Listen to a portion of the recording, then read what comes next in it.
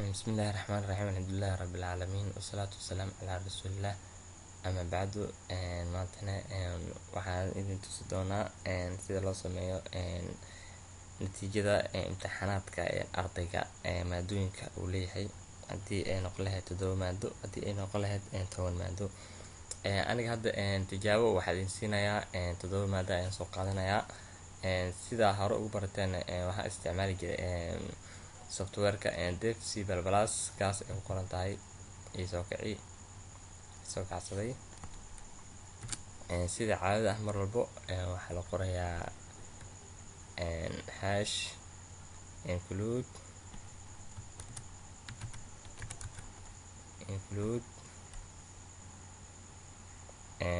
calaamada ayaa furanaysaa std io.h ayaa qoraysaa. Taas waxay la shaqeynaysaa outputka ayaa la shaqeynaysaa.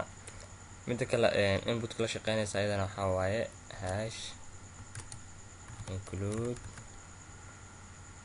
calaamadana furane conio.h tan waxay la shaqeynaysaa inputka gudaha. Kadibna waxaa furanaysaa int main functionka wax gudihiisa wax lagu qori lahay laba bracket ayaa furaysaa. laba bracket markaa furtid waxaa qoraysaa markaas enter inti marka 7 maado ayaa rabaa soomaha 7 maado variable kooda inta ayaa kusii qornayaa hadda sub1 2 3 sub4 sub5 sub6 sub7 totalka oo markaas wax dhan isku darayay oo sheegay. Kadibna waxaa dhaysaa calaamadii leenka oo sheegaysa inuu leenka dhamaad cadeynaysay semicolon. kadibna ayaa waxaa la haysaa printf qoraysaa bracket ayaa furaysaa. kadibna haddana waxaa furaysaa double quotation ayaa furanaysaa. waxaa ku qoraysaa markaas enter marks of subject 1 waxaa dhahaysaa calaamadan ha ka tagin. kadib lineka ayaa soo xiraysaa. scanf na ayaad isticmaalaysaa. markaan scanf waxaa waaye inputka gudaha ayuu soo saari doonaa ayuu la shaqeyn doonaa.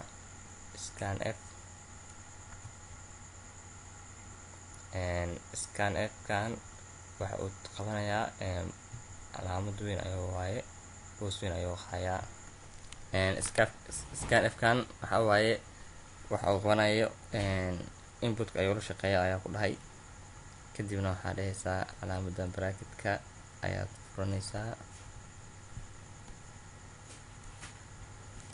kadibna double quotation ayaa dhahaysaa percentage d ayaa dhahaysaa double quotation banaankiisa ayaa imanaysaa comma ayaa leedahay calaamada andy oo markii si balbalas la joogo oo boos celis ah waxaa dhahaysaa markaas sub1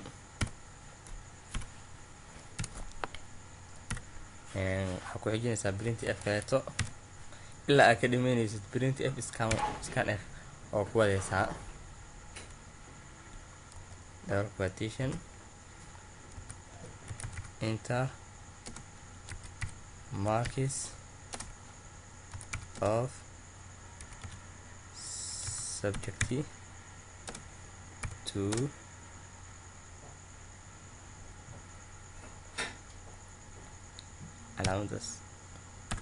calaamadan kama tegaysid oo la soco. kadibna waxaa dhahaysaa semicolon scanf xabada kooda hadda aragtid way kugu filan tahay. kadibna waxaa dhahaysaa double quotation waxaa dhahaysaa percentage d comma calaamada andy sub2 ayaad leedahay. kadibna lineka ayaa soo xiraysaa, xiraysaa haddana printf double quotation enter markis of subject 3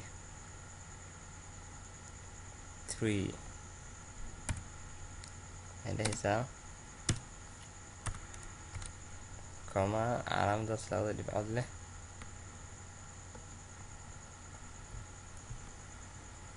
semicolon scanf double quotation %d comma sub 3 semicolon printf double quotation brackets and double quotations enter markis of subject 4 isoo xir. kadibna xaraysaa scanf %d banaanka ayaa ugu baxaysaa comma sub 4 aad leedahay semicolon printf aad leehaysaa haddana brackets and repetition enter markis of subject 5 kadibna waa sekanaysaa, xaleysaa markaas calaamadaas semicolon scanf aad leedahay brackets and repetition %d comma calaamada andida sorry subject kor meesha calaamadaas ayaa ka tagay igraali noqda sub 4 sub 5 وقلدمه إلهي نقول قلدمي printf إلى double practice double quotation enter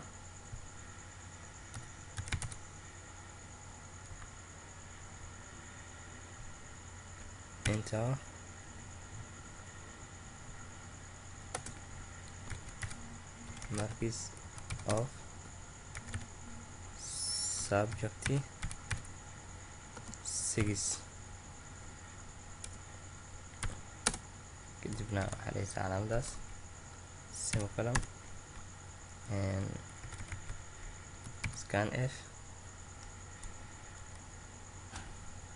double quotation haddana %d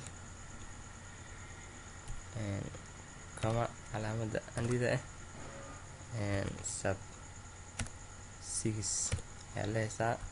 kadibna banaanka ay kusoo baxaysaa semicolon maadada ugu dambeyso ah printf partition enter markis of subject 7 aw qoraysaa like scanf practice and repetition %d comma calaamada andida sub 7 intaas marka ayaa qotid totalka ayaa ku soo haray total leh la mid tahay sub 1 lagu daray sub 2 lagu daray sub 3 lagu daray sub 4 lagu daray sub 5 lagu daray sub 6 lagu daray sub 7 kama ayaa dhehaysaa semicolon printf tf ayaa dhehaysaa kadibna double quotation iyo practice-ka waxaa dhehaysaa total of 20 is equal yahay percentage e kama leh total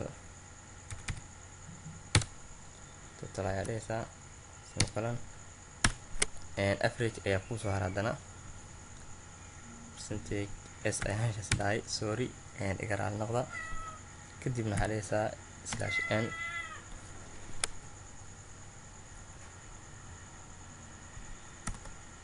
printf ayaa dhehaysaa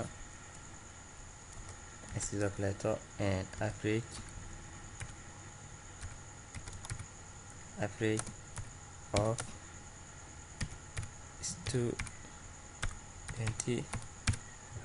student is equal percentage e comma double quotation totalka oo loo qeybshay 7 semicolon ayaa dhehaysaa kadibna waxaa dhehaysaa into the get ch ayaa dhehaysaa return 0 macnaheedu marka waxaa waaye waan dhameeyey waxba kama dambeeyaan compile and run hal mar ii dheh magac save garee oo dhaxab save gareynaa student.cbb ayaa lehaysaa kadibna save ayaa lehaysaa waxbaa qaldan ayuu dhahay inta waxaan ku qoray was not declared kor ayaan kasoo qaldan markaas halkana inta ayaa qaldan meeshaas 7 hal xaba hadaa qalad xitaa kuma cafina wuu kuu sheegi doonaa wuxuu kuleeyahay waxbaa qalday compile ii dheh haddana wuxuu dhahay error expected before meeshaan ayaa waxaa ka tagay semicolon qaad walba wuu soo saarayaa hadda waa kana waa saxan yahay waxba kama qaldano ujeedaa compile and run ii dheh ida maadada kood igeli 9 igeli tan labaad 89 tan saddexaad 45 waxla iska geli adi oo error ayaa jiro logical error haddii jiraan waa kuu sheegayaan maadada meesha saddexaad waa kaasaa error calaamada andida ayaa ka tagay kaasaa oo kuu sheegayaa markaas wixii qaldan error walba wuu soo saarayaa logical error ayay ahayd 9 iga dhig 89 99 65 45 toban ka dhig boqol ka dhig midaan u dambeyso kana totalka waxuu dhahay 498 average-kan waxaa waaye 71 isku celceliska waxa dhan marka isku daro waa kaasaa programka aan sameynay maanta. Insha Allah tacaala programme kaleeto ku xigo waa heli doonaa sida EPC Pluska iyo waxyaabo kaleeto ugu bogo doonto page-keena cusub. Intaas ayaa kusoo gabagabeyneynaa maanta cashirkeena ku saabsanaa programka sameynta EPC Pluska. والسلام عليكم ورحمة الله وبركاته. شير إليك وأدق حقينا. والسلام عليكم ورحمة الله وبركاته. باي باي صحابي.